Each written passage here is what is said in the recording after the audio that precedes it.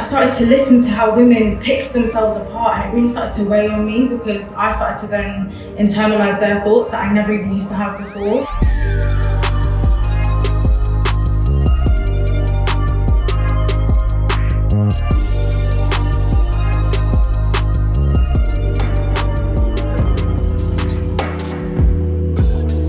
So this is Clouded Consciousness for Cloud 9000. What is it that you want to speak to us about? So I can only speak from my own experience, right. And I've suffered with anxiety and depression in different capacities since I was quite young. Right. It centered around body dysmorphia with anxiety, which pretty much triggered me into, it was like a gateway into sort of more serious things. And I think that is what I really want to talk to people about, because especially in this day and age, we sort of grew up with social media. It wasn't really integrated into our lives, but I think now the teens, it's completely their lives. It's all they have, it's all they know, and it's a very toxic environment. How does body dysmorphia and anxiety affect your day-to-day life? You know what, in two ways. I think just as a normal person, in a way that other people might understand, it's the little things of, I try not to wear a lot of makeup and stuff. Let's say I've not done my makeup, I've not contoured my nose that day. It's the reflection in the shops, like you don't want to look at anything that could trigger you to see yourself in a bad light sometimes. Not looking at people, so issues with my posture, because I would walk like this, because I didn't want people to look at me, or I felt like they would see my nose more, things like that. Oh my god, this face mask thing, I'm so living for it, you don't understand, it covers your nose, amazing. But things like that, I think it was reflections. I would either have phases where I was obsessively looking at myself because I just would pick on it, or I couldn't stand to look at myself in the slightest. And it got to a point where I was 18 and I was working in a skin clinic, and it was a sales job, but obviously I'm selling beauty, I'm selling aesthetic. It got to a point where the environment was very toxic, and I couldn't function anymore, because I was so obsessed over how I then looked. I was thinking about how other people looked. And it's again the beauty standards of it was non-invasive things like lip fillers, getting fat reduction, things like that. And I think I started to listen to how women picked themselves apart, and it really started to weigh on me because I started to then internalize their thoughts that I never even used to have before. Yeah. And earlier on, you spoke about how social media can maybe add to these things. Do you want to elaborate on stuff like that? 100%. I think even with that, with women getting work done, there's a lot of dishonesty right now in terms of what people are doing to themselves. Personally, I think do what you want. It's your life, it's your body, it's your choice. If you're being safe, there's nothing wrong with what you want to do with yourself. But where it gets unsafe is when you're depicting these images of women on social media and young girls who, as I say, it's their whole lives now, they consume social media like anything. There's no way for you to become what you've idealized, so it just becomes so toxic for them. Earlier on, you said that you would often walk down the street with your head on the floor and stuff like that. Is that something that still happens? How do you cope with body dysmorphia and anxiety today? Today, I've got more healthy coping mechanisms now. I think lean into what's around you. There's more there than you know. I think for me, I just did little things, to be honest. In therapy, there would be things that you can do, stuff that you find out.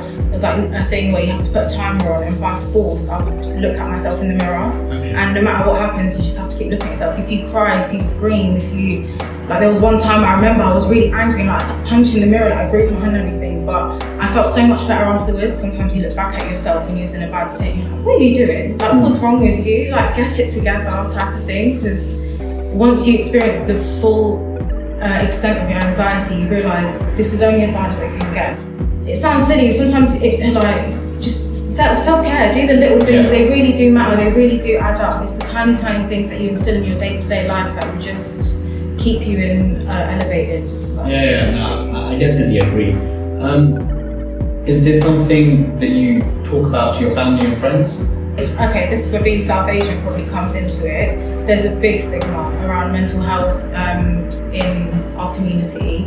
When I was a child, I think it erupted because I hadn't spoken about it. I had gone to my school counsellor because I had a friend who she was going through grievance, and I was just there as support. And it turned out as we was there, I started talking and I was like, I've got issues, Then I started talking to them, and it got to a point where she was like, I can't let you go home by yourself today. I need to inform your parents.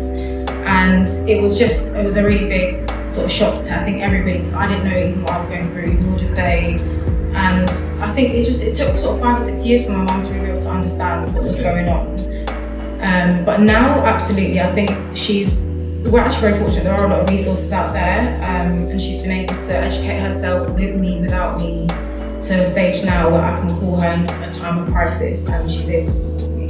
Yeah. So that's great. Do you think speaking to friends and family is important? Extremely. Oh my God, extremely. Even if it's just not to talk about what you're going through, just have a chat with them, embrace their energy. You don't realise how much isolating yourself is damaging you until you let yourself be embraced by others. The worst thing you can do is continue to, because you always believe yourself, all these negative thoughts you keep telling yourself, you are always going to believe them. You need another, whoever it could be friends, family. I would say I had a phase where sometimes I don't want to speak to them because it's too personal, it's too vulnerable, it's too close for comfort. So there's so many resources out there, the helplines that you can have. Like I've got a contact in my phone that's a helpline, so just 6 numbers. I know sometimes it's hard, you call, it's ringing, you feel frustrated, hang up, call another one. There's always something that you can do. But just find what works for each, it's different for each person. I would say find what your sort of comfort and sanctuary is. Or what would you say to other people maybe that have gone through the same things you have? And what would you like to say to the people that know nothing about body dysmorphia? Okay, I think for people who are going through it, I would say, I would reiterate what I said before, where anxiety can only get to a certain level.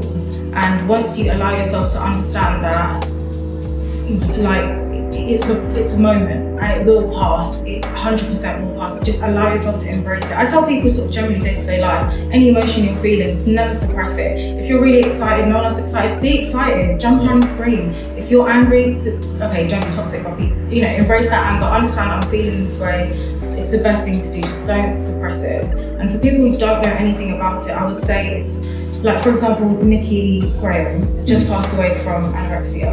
And I think people, like she was on Big Brother, people took the piss out of her. She's skinny, she's this, she moans about food. Why is she moaning about how much people eat? Be sensitive. Any little thing that people do, you do not realise how much it might impact them internally. Just be kind. I know we say it all the time, like hashtag be kind, but it's very true. Just, there's no need to pinpoint anything. If you see someone is eating a certain way or whatever, sometimes it's better to just let it pass. If it's someone close to you, you see their habits are changing, definitely intervene.